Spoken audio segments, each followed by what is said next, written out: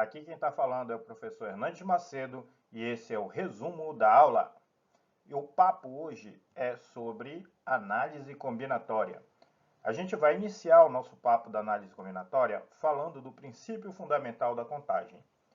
Esse princípio vai ser utilizado toda vez que eu tenho dois eventos e eu quero que aconteça os dois.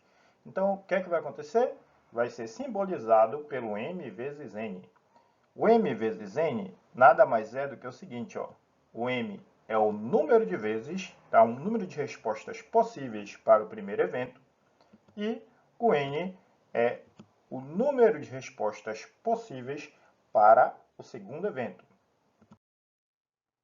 A gente vai entender o número fatorial como sendo a lei de formação de um conjunto. Então, a lei de formação do número fatorial vai ser ele próprio vezes o antecessor dele, vezes o antecessor dele, vezes o antecessor dele, até chegar no 1. Então, essa lei de formação que a gente está vendo, a gente vai ter n fatorial igual a n vezes n menos 1 vezes n menos 2 até chegar no 1. Esse n é primordial que a gente saiba que ele pertence ao conjunto dos números naturais, ou seja, eu só tenho esse cara positivo aí mais o zero. Além disso, qual é o lance que eu vou chamar a atenção também? Que esse n fatorial ele vai ter n fatores, eu tenho n vezes a multiplicação, tá?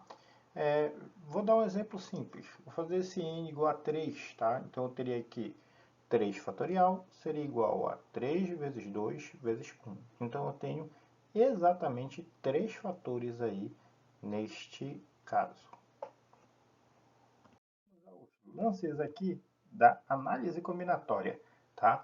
O arranjo simples, na verdade, o arranjo simples e a combinação simples são assim o grande desafio da análise combinatória, de saber diferenciar um do outro. Então, a primeira coisa que eu vou te apresentar é a fórmula do arranjo simples. Eu vou te apresentar ela porque, às vezes, na maioria das vezes que vem na prova, ela vem no formato dessa formulazinha que está aí na tua tela, tá? Onde eu tenho o arranjo de n elementos tomados PAP igual a n fatorial sobre n menos p fatorial, em que esse n ele é o conjunto universo, ou seja, é aquele conjunto de onde eu vou retirar todas as minhas respostas. E o P é o ordenamento de quanto em quanto que eu vou retirar essas respostas. O que tu precisas saber, além disso, para ter base da teoria, para poder responder as questões do Enem, é o seguinte, que no arranjo simples, a ordem importa. O que significa isso? Vamos imaginar a seguinte situação. Eu quero escrever um número com 3 algarismos. Então, primeiro conjunto universo de 0 até 9, não é isso? Então, olha, eu vou escolher um número aqui. Esse número vai ser o 123. Se eu trocar a ordem do 123, vamos dizer que eu troque aí o 2 com 3, então eu vou ter 132. Então, 123 e 132 são dois números diferentes. Como eles são diferentes, isso quer dizer que quando eu troquei a ordem, eu tive um novo resultado. Então, toda vez que isso acontece, eu tenho um arranjo simples. Além disso, o que é que a gente vai ressaltar aí, tá? A gente vai ressaltar a permutação. Aqui nada mais é do que um arranjo especial onde o n é igual a p. E aí, essa permutação, a gente vai dividir ela em duas partes. Primeira permutação simples, que é só colocar ali na fórmula do arranjo, tá? O n igual ao p, para saber que essa permutação vai ser igual a n fatorial. E essa permutação, além da permutação simples, existe a permutação com elementos repetidos. Então, bem óbvio, tá? A permutação simples, esse n elementos aí eu não tenho nenhum repetidos, e na permutação com elementos repetidos, obviamente que vão aparecer elementos repetidos. E aí vai ser um pouquinho mais casca grossa, tá? Essa permutação vai ser o número total de elementos do conjunto universo dividido pelo número de repetições de cada elemento de dentro desse conjunto universo, tá ok? E, finalmente, a gente vai terminar com a combinação simples. Como eu falei anteriormente, um grande lance da análise combinatória é a gente fazer a diferenciação da combinação com o arranjo. Então, basicamente aqui o que vai mudar na fórmula é o seguinte: troquei o A pelo C, tá ok? Lá no começo, e vai aparecer um P fatorial aí no teu denominador, tá ok? No arranjo simples, o que acontece? A ordem importa. Aqui na combinação, a ordem não importa. Vou te dar um exemplo.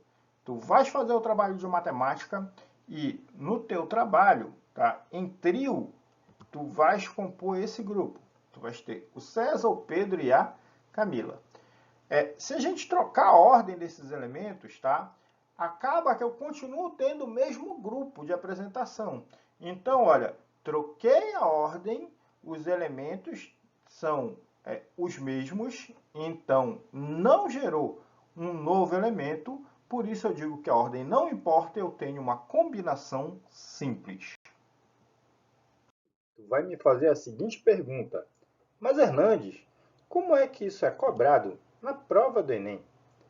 Bem, eu tenho uma coisa para te falar. Eu tenho uma resposta para ti, baseado em dados estatísticos. A prova do Enem, ela costuma cobrar análise combinatória enquadrado na matriz de referência habilidade 2. Fala o seguinte: identificar padrões numéricos ou princípios de contagem. Observa o seguinte, que a gente priorizou falar das diferenças entre arranjo e combinação. Eu te falei que existe diferença entre a permutação simples e a permutação com elementos repetidos.